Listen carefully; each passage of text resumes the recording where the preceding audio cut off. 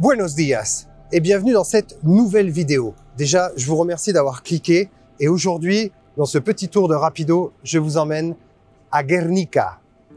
Oui, ce petit village que vous connaissez tous par le tableau de Picasso et que vous avez peut-être étudié en cours d'espagnol, ou pas.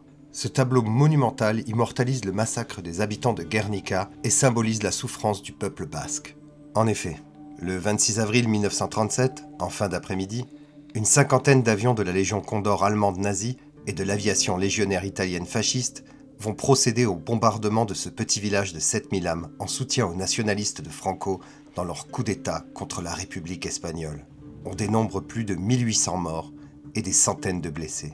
Plus de 80% des habitations sont détruites. Cette tragédie médiatisa le conflit sur la scène internationale, et notamment grâce au tableau de Picasso qui fut présenté quelques mois plus tard à Paris lors de l'exposition universelle. Mais la question que je me suis toujours posée, c'est pourquoi ? Quel est l'intérêt de détruire un paisible petit village ? En fait, il y a plusieurs raisons à cela.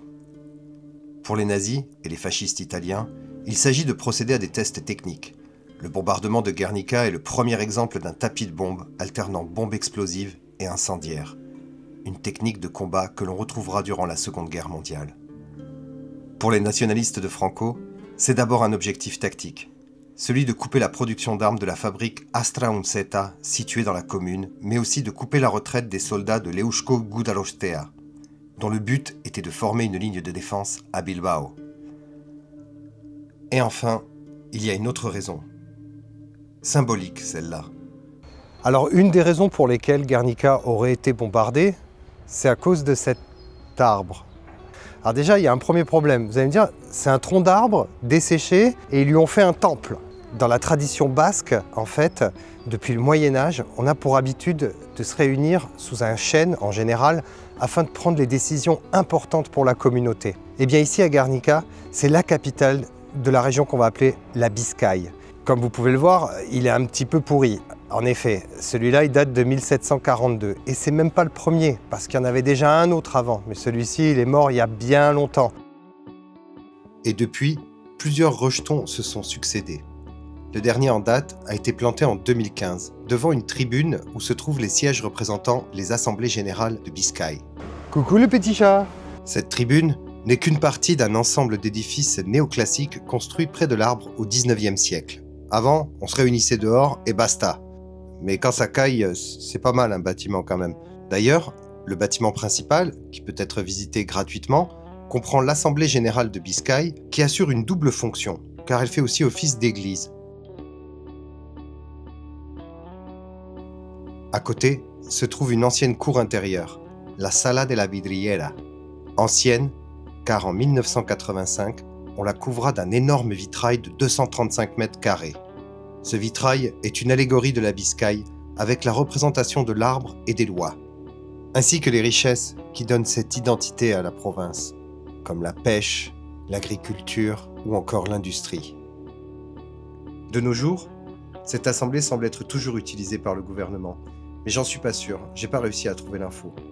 En tout cas, c'est toujours ici que le chef du gouvernement basque prête serment lorsqu'il prend ses fonctions.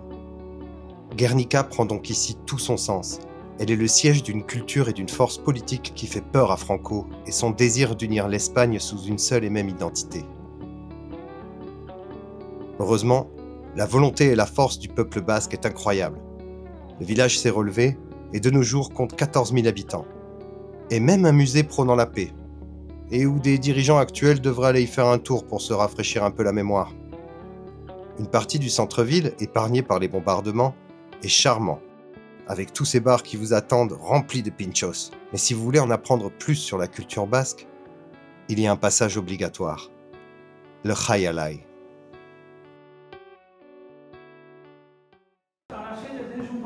¿A las 7 de la tarde? Ah, vale. Vale. Construit dans les années 60, dans un style massif et aujourd'hui super rétro, le Jaialai de Guernica abrite un fronton long avec mur gauche. On peut y pratiquer tout type de pelote, mais celle qui est privilégiée ici est la cesta punta, que l'on appelle aussi la chistera.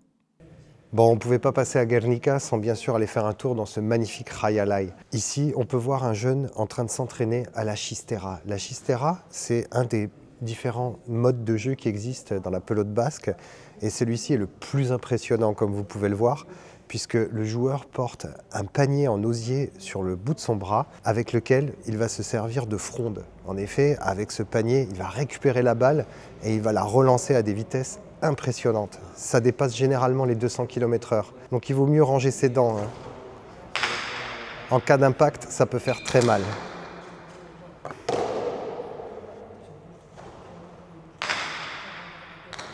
Enfin, c'était impossible de terminer cette vidéo sans vous parler du village côtier voisin de Mundaka.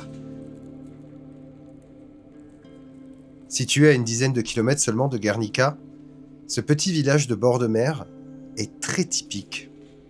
Dans son centre-ville, on peut retrouver cette architecture basque avec des balcons en bois qui donnent sur la rue, comme des sortes de petites vérandas. Enfin, on peut aussi apprécier son petit port de plaisance avec quelques petites tapas.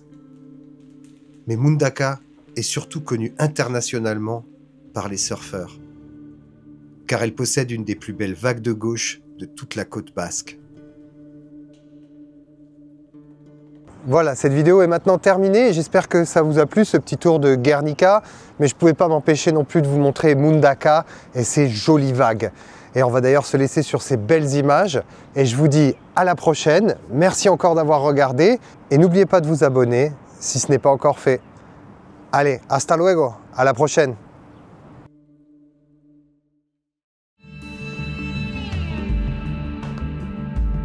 Merde, j'ai pas mon